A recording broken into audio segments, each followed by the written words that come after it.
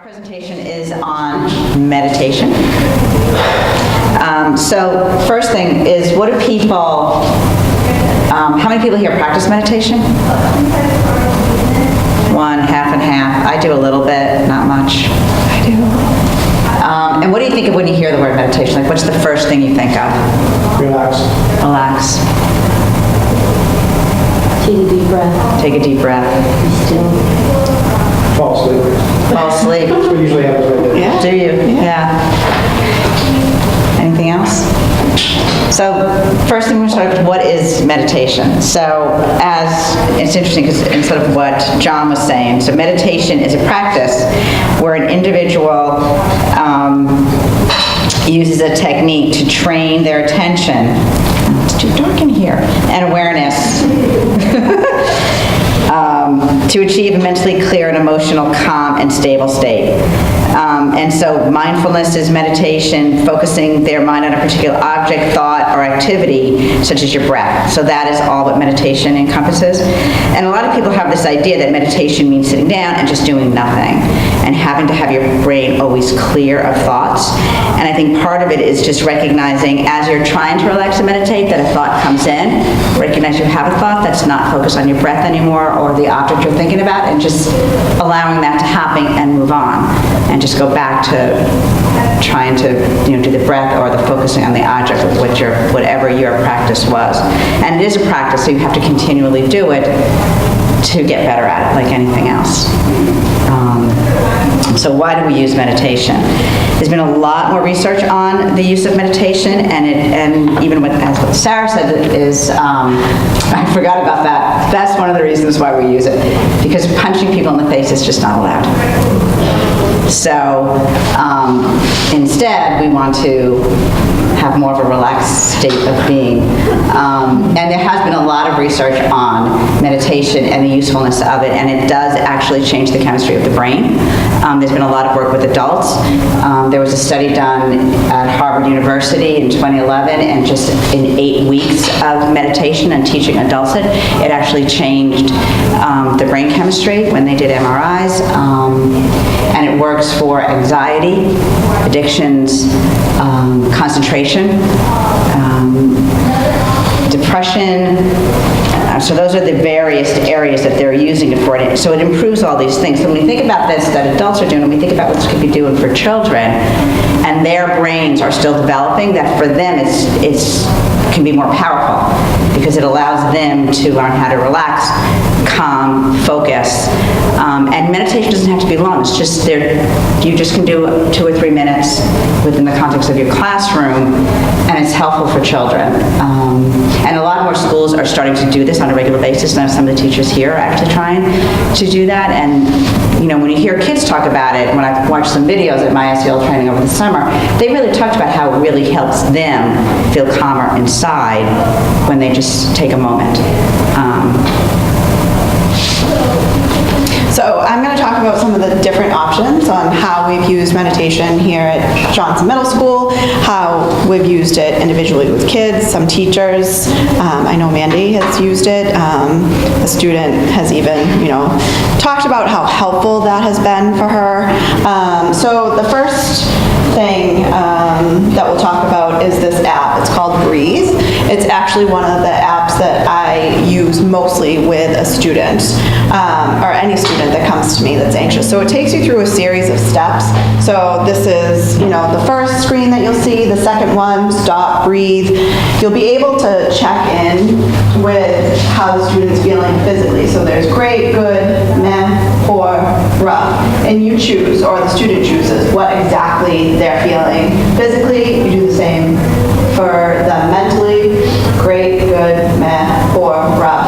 Onward, then you click on add the emotions that sort of go along with that. And so you'll go to the next screen, and you get to choose what face, and you can use different faces. There's obviously different variables, but for this example, we used anxious, concerned, disconnected, scattered, and nervous. You add all of those, you click see the results, and then there's all of these great recommendations that come up. And there's actually a very lengthy list of recommendations that come up. There's, grounding,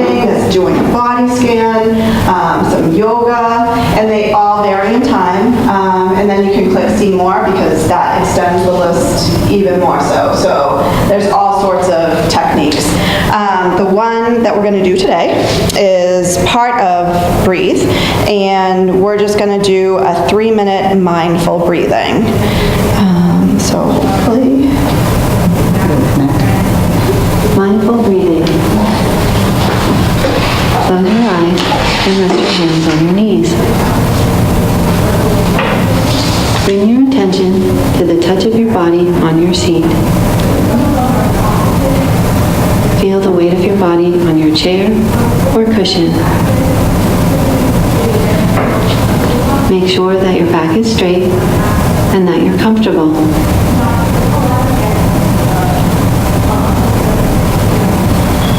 Take a few deep breaths. While you're breathing deeply, relax your shoulders, your stomach muscles, the muscles in your face, your hands, and your legs. Let go of all the tightness in your body.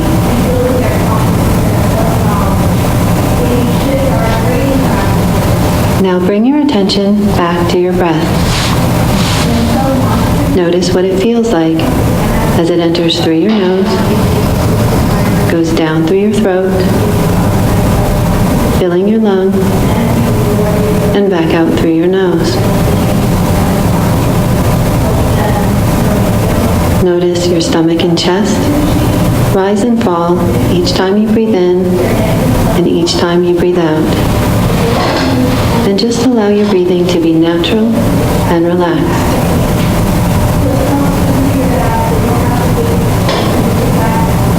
Now bring your attention to the feeling of your breath in your nose. Feel your breath as it comes in and goes out. Just focus on this sensation, paying attention to each time you breathe in and each time you breathe out. As you inhale, maybe your breath feels cool. And as you exhale, maybe it feels a little warmer.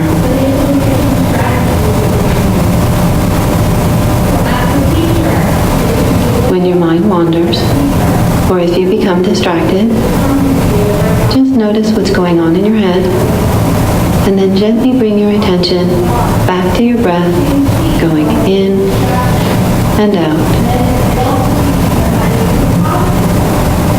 Focus on the feeling of your breath and allow thoughts and feelings to come and go in the background.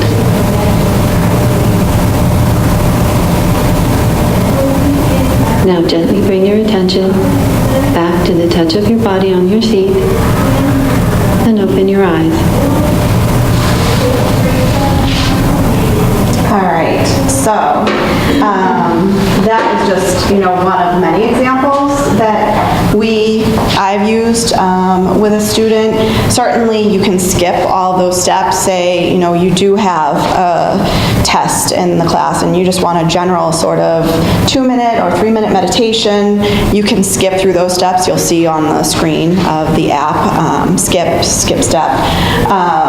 So the next one is follow your breath, and it was actually a handout. It's something that I use specifically, or we use in our anxiety groups. And again, instead of, doing it through an app, it's really about following your breath through your body, coming to a calming, sort of grounding place with your breath, being able to really feel your breath move through your body into your lungs. So it's double-sided. The first side just sort of explains the, sort of background of why we do it. The second side is actually the narrative on how to do the activity with your class in case, Please move to your next class. Staff, please move to your next class. in case you don't want to download the app. One last thing is we have a new website. It's called the Counselor's Corner. So there's a whole bunch of apps out there. The one I use isn't obviously the only one. There are many. We have some of those on our website. If you want to check it out, there's lots of resources there as well. So thank you.